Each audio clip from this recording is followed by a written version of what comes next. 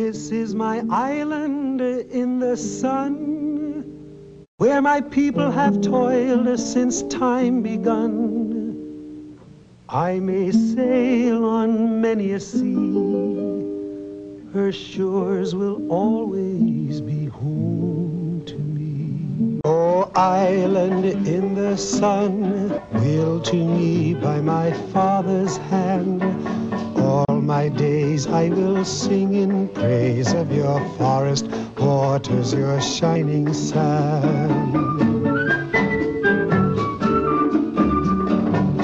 When morning breaks the heaven on high, I lift my heavy load to the sky.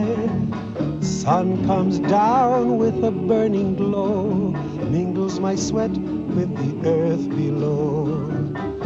Oh, island in the sun, willed to me by my father's hand, all my days I will sing in praise of your forest waters, your shining sand.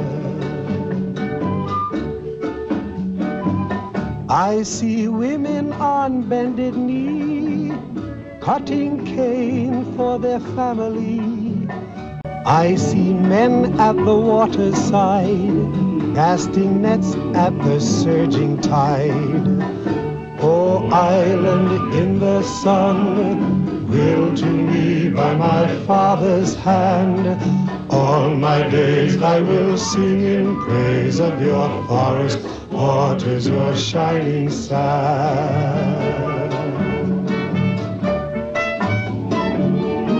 Sad the time I'll ever miss the gay-colored skirts as they turn and twist.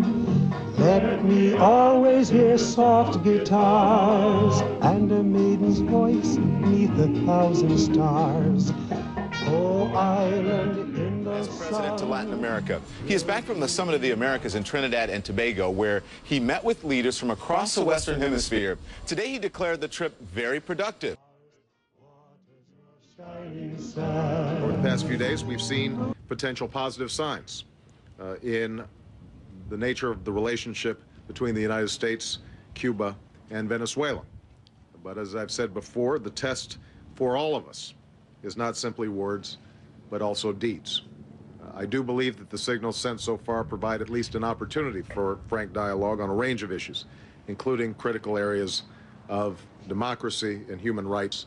At a 45-minute press conference, Mr. Obama also friendly interaction at the summit with a antagonist, Venezuela's President Hugo Chavez.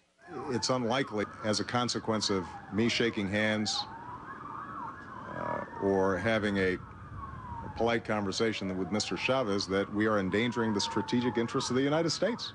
If the question, Dan, is how does this play? I try to figure out what's right in terms of American interests, and on this one, I think I'm right. Leaders from across Latin America. I don't worry about the politics. Economic crisis, they welcome investments too. But Mr. Obama said what they think will help the economic recovery plan to work.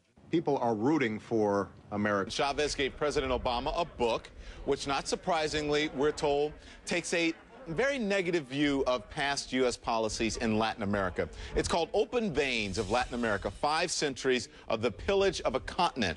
And it's gone from obscurity to bestseller, and it happened overnight. It's number two on Amazon.com's bestseller list tonight. Friday, it was ranked number 60,280 to number 2. That is another fierce U.S. critic that appears to be shifting its stance toward America. Cuban President Raul Castro says he's ready to talk to the U.S. and talk about everything, he says, from political prisoners to human rights. Here's what President Obama... That as a starting point, it's important for us not to think that completely ignoring Cuba is somehow going to change policy.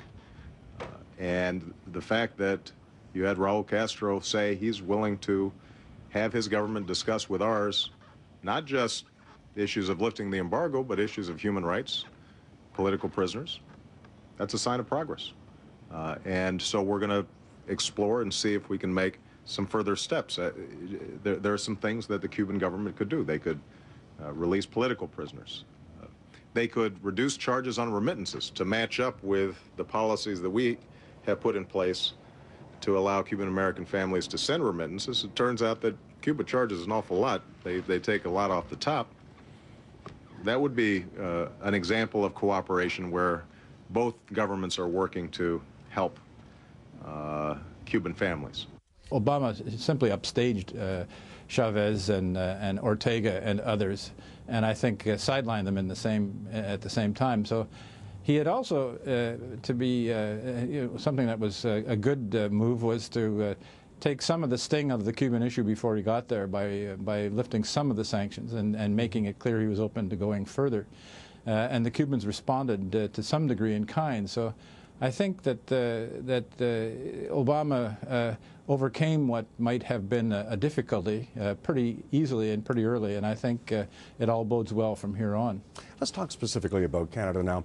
Canada is now going to benefit from something of a renaissance of goodwill between the United States and Latin American countries. What do you think that Canada now takes back from this summit to Canadians?